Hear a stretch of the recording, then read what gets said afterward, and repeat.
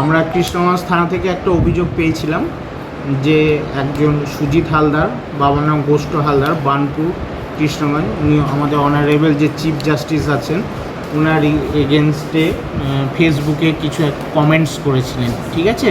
তার পরিপ্রেক্ষিতে আমরা স্পেসিফিক কেস করি এবং ওই সুজিত হালদার বয়স অ্যাপ্রক্স 40 বছর, বাবার নাম গোষ্ঠ হালদার, ফুলবাড়ি, বানপুর, পিএস কৃষ্ণগঞ্জ, ওনাকে অ্যারেস্ট করা এবং স্পেসিফিক কোর্টে ফরওয়ার্ড হয়েছে এবং স্পেসিফিক কেসও শুরু হয়েছে।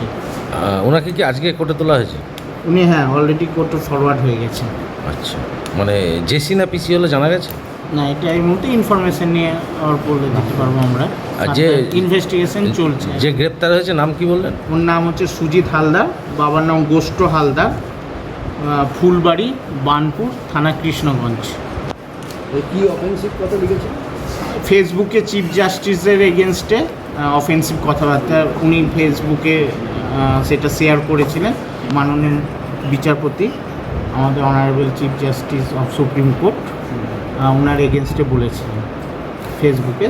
তার পরিপ্রেক্ষিতে স্পেসিফিক কেস হয়েছে। ওইটা কি বলা যাবে যে কী বলেছিল? ফেসবুকে সোশ্যাল মিডিয়াতে উনি বলেছিলেন, সেটা মানে চিফ জাস্টিস স্পেসিফিক কেস হয়েছে, কেসের মধ্যে আমরা সেটা প্রোভাইড থাকবে। বিষয়বস্তুটা উনি কী বলেছিলেন? এই বিভিন্ন পারিপার্শ্বিক পরিস্থিতি নিয়ে উনি চিফ জাস্টিস, নিয়ে সেটা এখন লিঙ্কটাতে আপনারা গিয়ে বোঝা যাবে। লিঙ্কটা তদন্ত চলছে, আমরা প্রোভাইড করে দেবো তদন্ত ইয়েতে। কাকে অ্যারেস্ট হয়েছে আরেকবার কাইন্ডলি একটু বলুন। সুজিত হালদার, বাবার নাম গোষ্ঠ হালদার, ফুলবাড়ি, বানপুর, থানা কৃষ্ণগঞ্জ।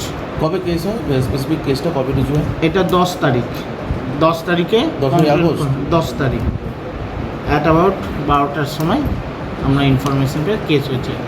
একজন কমপ্লেন করেছেন ওনার এগেনস্টে, তার পরিপ্রেক্ষিতে উনি অ্যারেস্ট হন কমপ্লেনের পরিপ্রেক্ষিতে।